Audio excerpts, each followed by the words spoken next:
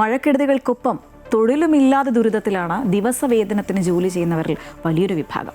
കോട്ടയം ജില്ലയുടെ പടിഞ്ഞാറൻ മേഖലയിൽ വെള്ളപ്പൊക്കമുണ്ടായതു മുതൽ ഇവർക്ക് പണിയും കൂലിയും ഒക്കെ ഇല്ലാതായി. ആഹാരത്തിനും മരുന്നിനും വേണ്ട പണം പോലും കണ്ടെത്താനാകാതെ പ്രത്യേക സഹായം ലഭ്യമാക്കണം എന്നുള്ളതാണ് ഇവരുടെ ഒരു ആവശ്യം. 4 ദിവസമായി തുടരുന്ന കനത്ത മഴ, പിന്നാലെ വെള്ളപ്പൊക്കവും വീടിന് വെളിയിലിറങ്ങാൻ കഴിയാതായതോടെ കൂലിപ്പണിക്കാരായ നിരവധി പേർക്ക് ഉപജീവനം പോലും കണ്ടെത്താൻ കഴിയാത്ത സാഹചര്യമാണ്.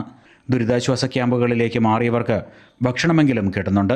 എന്നാൽ വീട്ടിലുള്ള പ്രായമായവരും കിടപ്പ് രോഗികളുമായ അച്ഛനമ്മമാരെയും കൊണ്ട് ക്യാമ്പിലേക്ക് പോകാൻ കഴിയാത്തവരും നിരവധിയാണ്. എനിക്ക് കൂലിപ്പണിയാണ്. കഴിഞ്ഞ ശനിയാഴ്ച ഉച്ചയായപ്പോഴത്തേക്ക് നമ്മുടെ പരിപാടി നിർത്തി വീട്ടിൽ വന്നിരിക്കുന്നത്. ഇതുവരെ ഇത്ര നേരം വരെ ഇനി ഒരു ആഴ്ച ഫുൾ പണിക്ക് പോക്ക് നടക്കത്തില്ല. നമ്മുടെ വീട്ടിലെ കാര്യങ്ങളെല്ലാം നടന്നു പോകണം. ഞാനൊരാളേ ഉള്ളൂ പണിക്ക് പോകാനുള്ളത്. ഭാര്യ വീട്ടിൽ വെറുതെ ഇരിക്കാണ്ട് കൊച്ചുപിള്ളേരുണ്ട്. വെള്ളപ്പൊക്കത്തെയാണ് വെള്ളപ്പൊക്കം വന്നതോടുകൂടിയാണ് നമ്മുടെ പരിപാടികളെല്ലാം ബ്ലോക്കായി പോയിരിക്കുന്നത്. പശു വളർത്തുകാരും ഇങ്ങനെയുള്ള ഓരോ പരിപാടി ചെയ്ത് കൂലിപ്പണി ചെയ്താണ് എല്ലാ ആൾക്കാരും കഴിയും. ആർക്കും ഒരു പരിപാടിക്കും പോകാൻ പറ്റത്തില്ല. ഞങ്ങളൊക്കെ രാവിലെ തൊട്ട് ചുമ്മാ അവിടെ കുത്തിയിരിക്കും, ഒരു വീശുവലയായിട്ട് ഇരിക്കും, വീശുക, മീൻ പിടിക്കുക, അതൊക്കെ ഇങ്ങനെയുള്ള പരിപാടികളല്ല, വേറെ പരിപാടികളൊന്നുമില്ല. ഈ വെള്ളം ഇറങ്ങിയാലും ഒരു 4-5 ദിവസം കഴിയാതുകൊണ്ട് ഒരു പരിപാടി നടക്കത്തില്ല. 10 ദിവസം എടുക്കും. മഴ മാറി ആകാശം തെളിഞ്ഞു. പക്ഷേ പ്രളയബാധിത മേഖലകളിൽ എല്ലാം പൂർവ്വസ്ഥിതിയിലാകാൻ ഇനിയും ദിവസങ്ങൾ വേണ്ടിവരും. ഇത്രയും ദിവസങ്ങൾ കൂടി എങ്ങനെ കുടുംബം പോറ്റും എന്ന സങ്കടത്തിലാണ് പല നിർധന കുടുംബങ്ങളിലെയും അത്താണികൾ.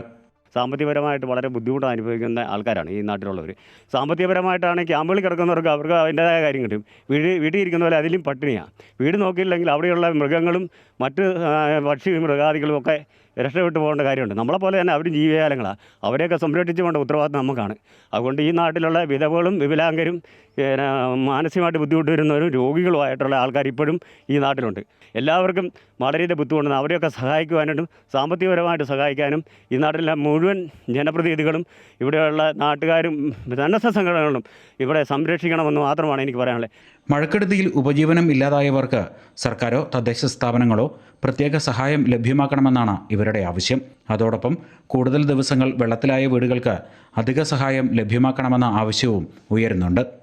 മഴക്കെടുതികളുടെ ദുരിതങ്ങൾ പലപ്പോഴും വാക്കുകൾക്കും ഈ കാണുന്ന ദൃശ്യങ്ങൾക്കുമൊക്കെ അപ്പുറമാണ്. കാരണം ജോലിക്ക് പോകാൻ കഴിയാതെ കുടുംബം പട്ടിണിയിലായ നിരവധി ആളുകളുണ്ട്.